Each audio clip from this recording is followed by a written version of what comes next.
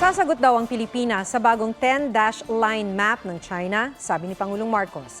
Pero hindi niya idinetalye kung paano. Anya, patuloy na didepensahan ng Pilipinas ang ating teritoryo at hindi nagbabago ang posisyon ng bansa pagdating sa kung ano ang sakop natin. Patuloy raw na igigiit ng Pilipinas ang international law kabilang ang UNCLOS. Sa bagong 10-line map kasi, isinama ng China ang ilang bahagi ng Exclusive Economic Zone o EEZ ng Pilipinas. Maging ang India, umalma dahil isinama rin sa mapa ang ilang bahagi nito. Nauna nang pumalag ang Malaysia, Vietnam at Taiwan.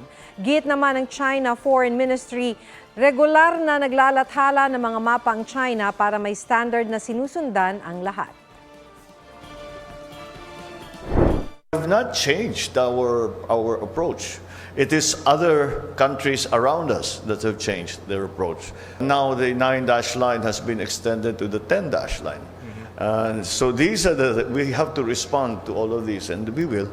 But again, these are operational details that I would prefer not to talk about.